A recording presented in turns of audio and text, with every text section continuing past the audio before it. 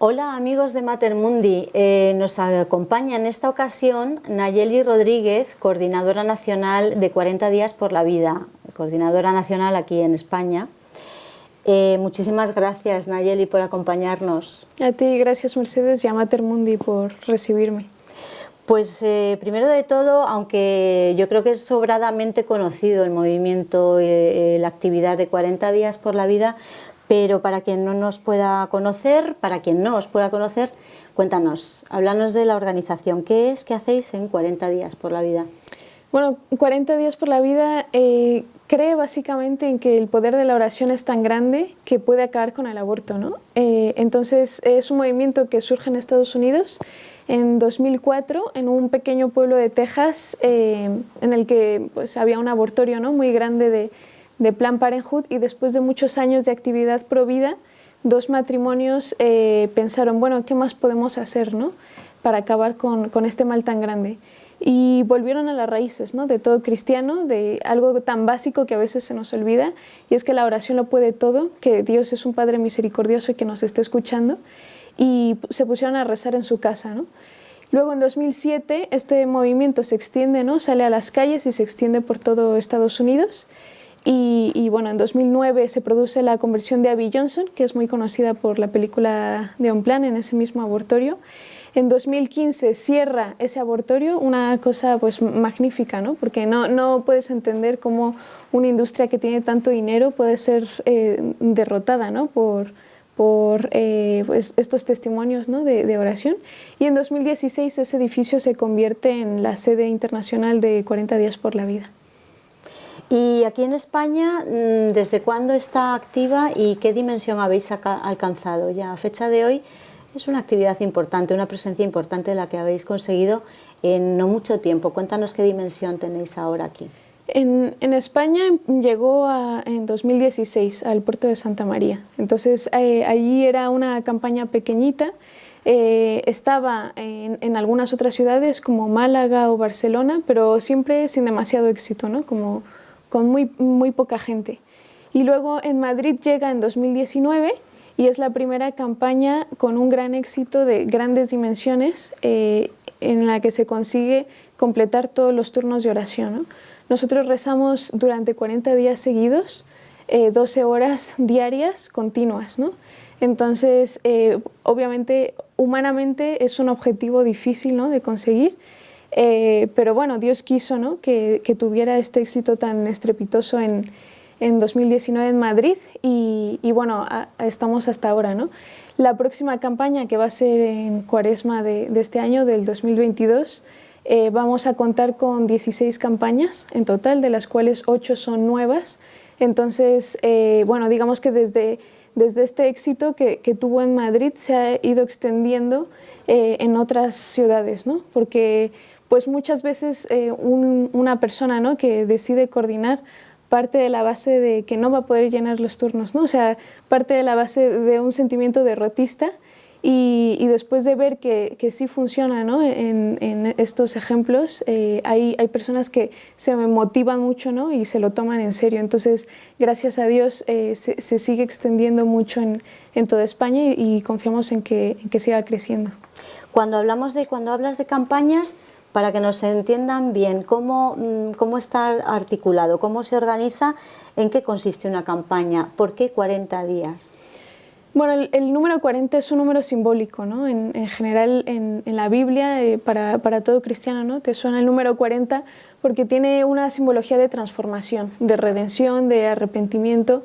Entonces, así como pues Jesús estuvo 40 días en el desierto, ¿no?, y tantos ejemplos que tenemos en la Biblia, ¿no?, con el número 40, esto es lo que se pretende, ¿no? Rezar, centrar nuestra oración con unas mismas intenciones durante 40 días para reparar todo el daño que se está haciendo por el aborto y transformar los corazones de las personas, que al final es lo que va a terminar con el aborto.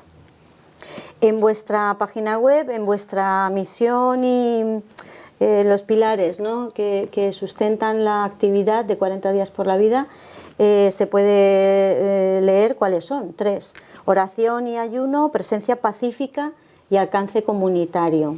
Sí, exactamente. Estos pilares están inspirados en la Cuaresma, ¿no? Un poco en lo que se nos pide en Cuaresma, pues oración, ayuno y obras de caridad. Entonces, más o menos trasladado sería oración y ayuno. La caridad sería pues tu tiempo, ¿no? Tu esfuerzo de estar ahí delante del laboratorio, que para ningún voluntario es agradable, ¿no? La verdad, estás haciendo un esfuerzo porque quieres, ¿no? A esas personas que están sufriendo ese drama. Y luego el alcance comunitario, que es ese tercer pilar. Partimos de la base de que la evangelización tiene que ser pública, ¿no? Que tiene que llegar a las calles, y que si das a conocer la palabra de Dios es como van a encontrarlo, ¿no? A tener un encuentro con Él. Entonces esos son los tres pilares que seguimos. Y después comentabas el balance de, bueno, 2019, es un poco el arranque así fuerte, viene la pandemia, lógicamente difícil, ¿no? Durante el año 2020 y casi todo 2021, hacer campañas, pero habéis estado presentes. ¿En cuántas ciudades? ¿De qué manera? Sí, exactamente. Pues hemos ido creciendo. En 2019 éramos, me parece, 5, una cosa así, con Madrid, digamos, la fuerte, y tuvimos una participación de 390 personas, más o menos. Al año siguiente, 2020, pese a la pandemia, o sea, la participación ha seguido creciendo. En 2020 fueron 485 personas las que participaron en Madrid.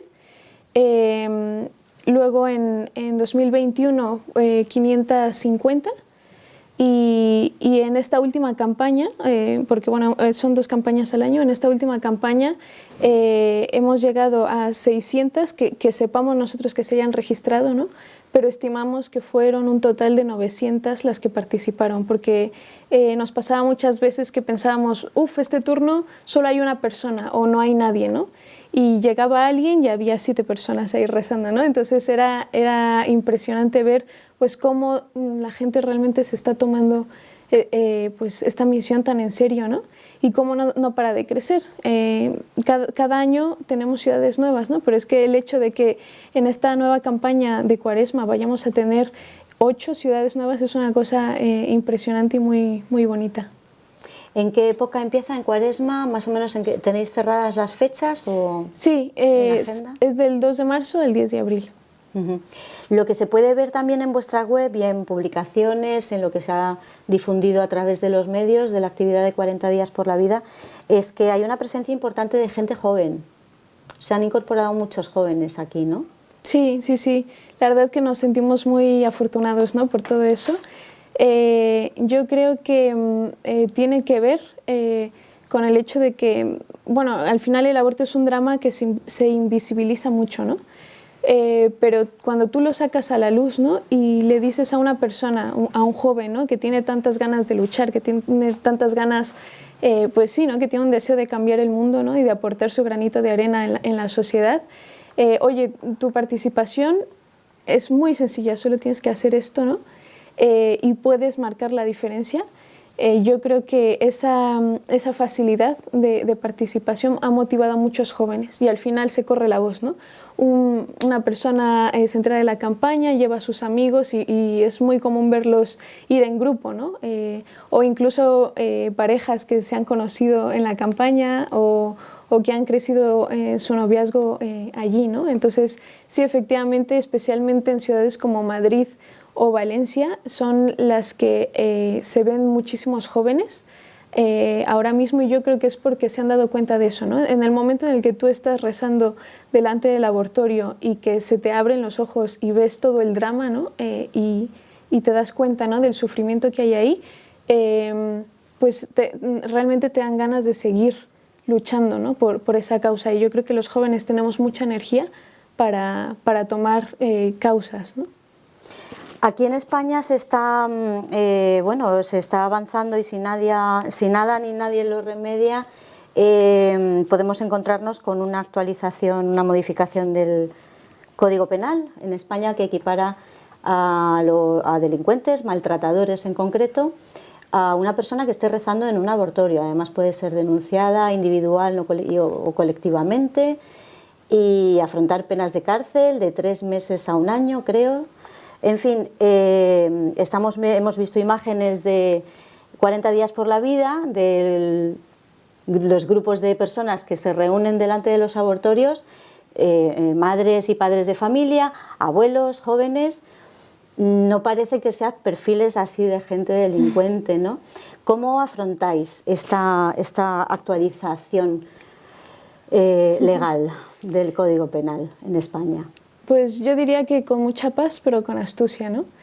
Yo creo que irónicamente nuestros políticos que se consideran ateos nos están dando un testimonio de fe muy importante, ¿no? Y muy fuerte, ¿no? El hecho de que estén tan asustados por gente que está rezando, ¿no?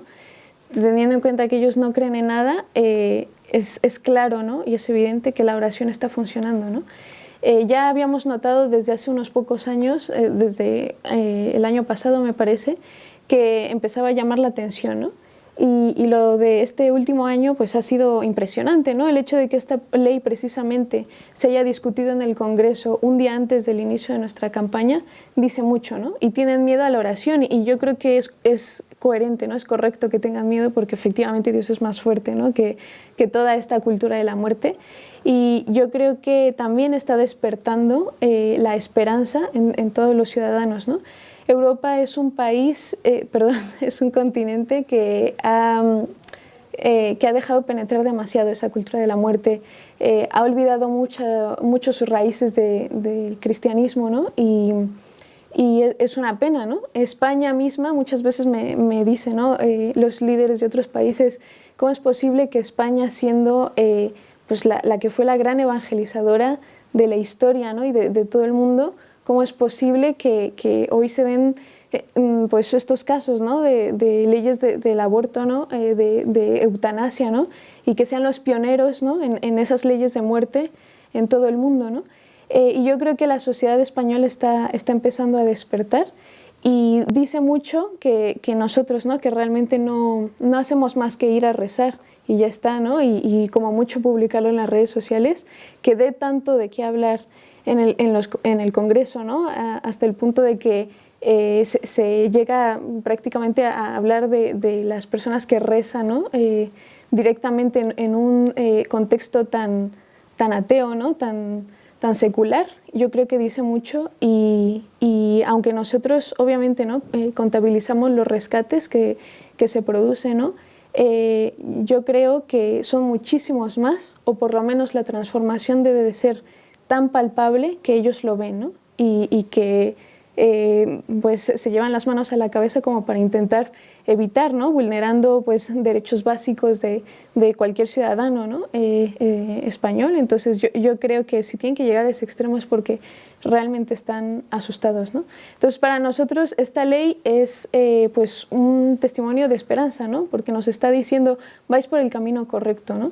Y al final pues si Dios lo quiere, pues si tenemos que llegar, ¿no? a estar en la cárcel, ¿no? por un tiempo, pues será lo que tenga que ser, ¿no?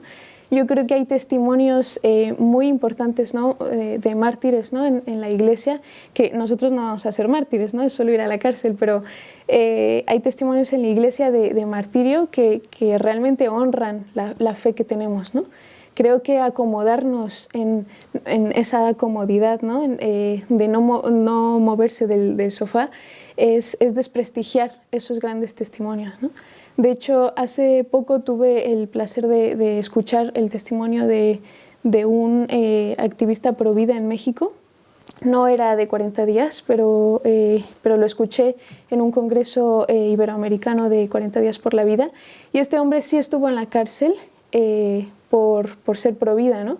Hasta que consiguieron la fianza para salir, y una cárcel mexicana no tiene nada que ver con una cárcel española, ¿no? Entonces, realmente yo creo que si se trata de defender la verdad, hay que hacerlo, ¿no? Porque si no, creo que llevamos demasiado tiempo callados, y por eso mismo van avanzando estas leyes que destruyen tanto no solo a la mujer, sino también a la familia y a toda la sociedad. A lo mejor habría que destinar algunos recursos más a acompañar a esas mujeres para que pudieran tomar decisiones en positivo y no en negativo, quizás. Vosotros también, hablamos de vuestra principal presencia es la oración y el ayuno y el acompañamiento, pero también acompañáis después, si conseguís, bueno, asistís, sois testigos, ¿no? de alguna mujer que en el último momento, gracias a la oración, decide no abortar. Y hacéis un acompañamiento posterior a estas personas, ¿verdad? No es simplemente ponerse delante de un abortorio y tal. Cumplís una misión como otras asociaciones, instituciones, ONGs que bueno, cubren un poco esa carencia del Estado, que es acompañar a estas personas, a estas mujeres, a estas familias, ¿verdad? Sí, efectivamente. Cuando se produce un rescate, tenemos una persona que se encarga de todo su acompañamiento. Y es verdad que aunque nos preocupamos, ¿no? Pues porque lo tenga todo más fácil para elegir la vida, ¿no? Para su hijo, nosotros creemos, ¿no? En la unión en general, ¿no? Entonces sí que hablamos con muchas asociaciones, porque gracias a Dios tenemos muchísimas asociaciones pro vida en España, ¿no? Yo creo que en general la cultura española es muy solidaria y sí que es consciente de que estas madres necesitan ayuda, ¿no? Entonces también colaboramos con ellas porque tienen más recursos que nosotros. Es verdad que la campaña como involucra a tanta gente, ¿no? Y a mí me gusta mucho porque es una campaña que no tiene protagonistas, ¿no? Más que Cristo, y por eso permite que participe tantísima gente de forma muy sencilla, ¿no? Entonces todos los voluntarios que van a rezar se dedican a eso, ¿no? A rezar. Y luego nosotros ya por detrás, digamos, nos encargamos de estas cosas que son regalos de Dios, ¿no? Y que surgen y bueno, en la medida de lo posible, pues eso, ¿no? Acompañamos y ayudamos a las mujeres porque efectivamente es hora et labora, ¿no? O sea, hay que cumplir el pack completo y vienen nuestras raíces, ¿no? Al final, esos 3 pilares que están inspirados de la Cuaresma, no se puede vivir, ¿no? Sin la caridad. Por mucha oración que hagas o ayuno, no puedes vivir sin una u otra, ¿no? Nayeli, 40 días por la vida, lleva poco tiempo en España, pero tiene una trayectoria, creemos que bastante brillante. Ha sido premio de la revista Misión en 2021 y bueno, yo creo que tu papel como coordinadora pues está siendo muy, muy efectivo. Cuéntanos, que tenemos curiosidad de saber cómo se incorpora la vida de Nayeli Rodríguez al movimiento Provida. ¿Qué te llama a esta actividad? Pues yo, digamos que estaba en un momento de mi vida en el que ya tenía todo, ¿no? Todo lo que me había dicho el mundo, ¿no? Y que yo a mí misma me había puesto como objetivos de vida, ¿no? Entonces había terminado mis estudios, el máster, ¿no? Ya había encontrado un trabajo que en mi opinión estaba muy bien.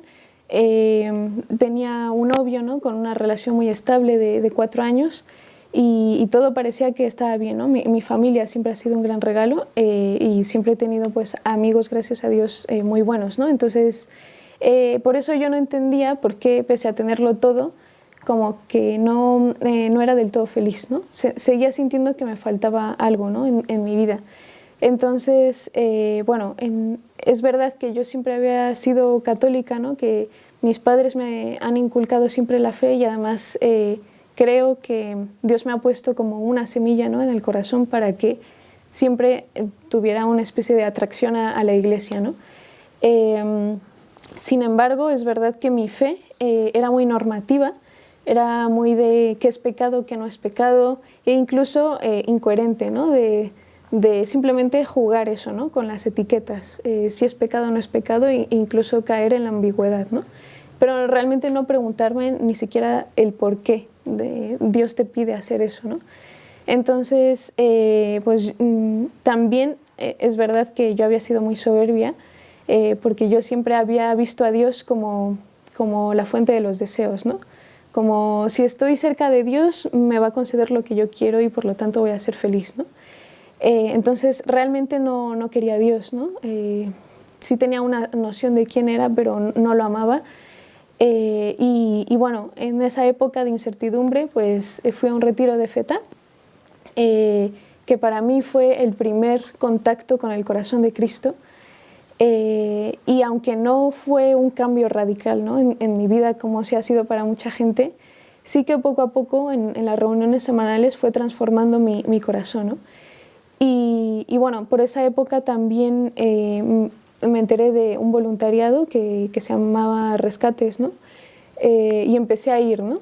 Y yo creo que la combinación de ambas cosas, por una parte, pues yo tenía como el corazón muy endurecido, ¿no?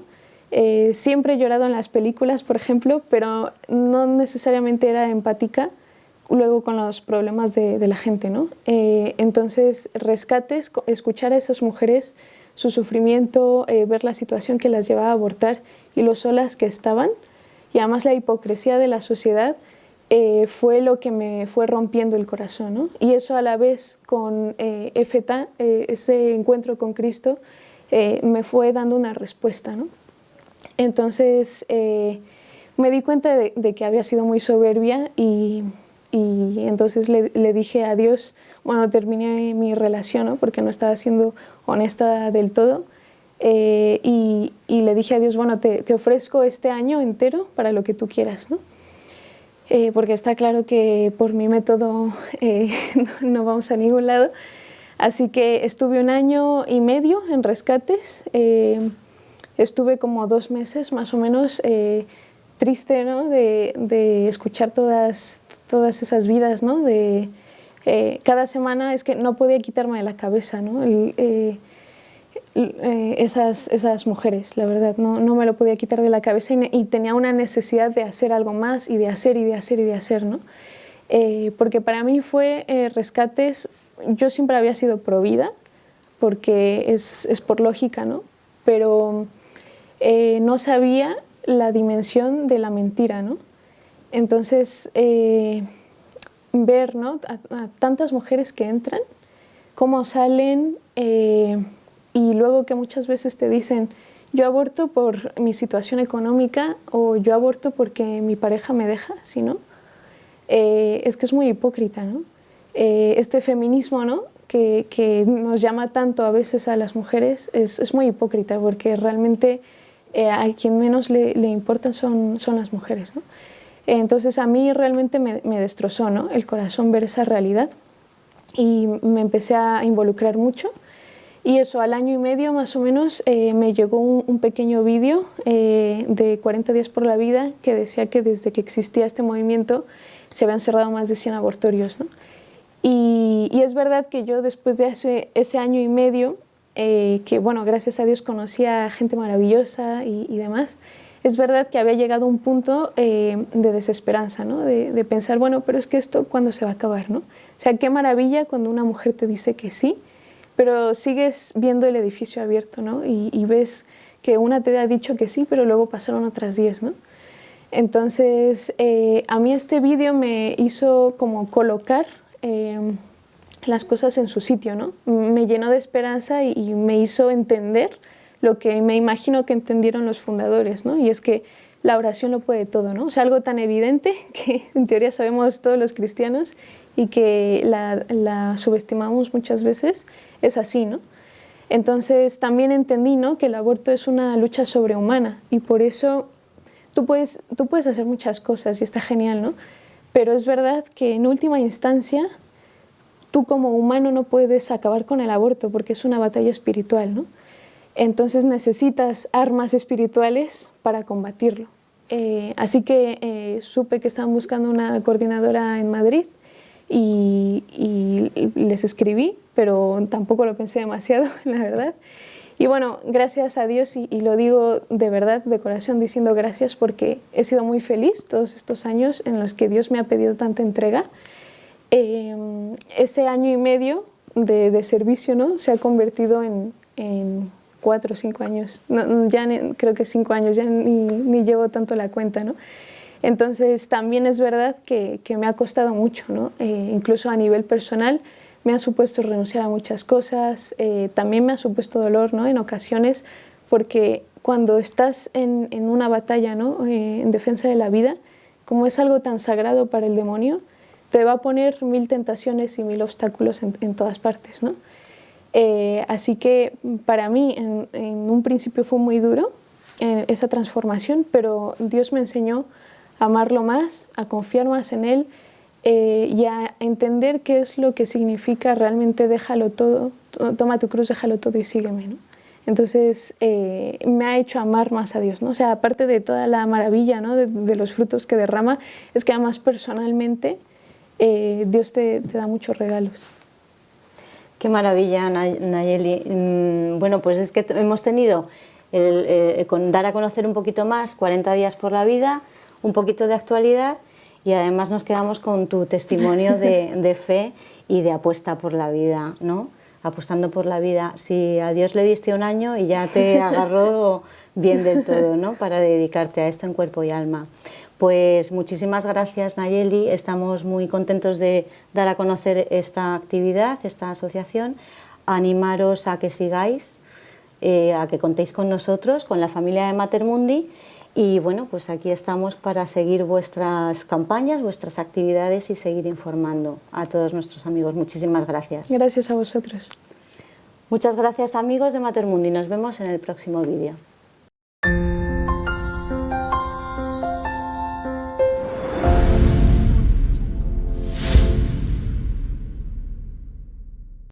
Mater Mundi no es una asociación, Mater Mundi es una familia que se dedica a compartir el Evangelio y las maravillas que Dios ha hecho en la vida de tanta gente. Te lo digo a ti, que ya tienes experiencia del bien tan impresionante que hacen estos vídeos.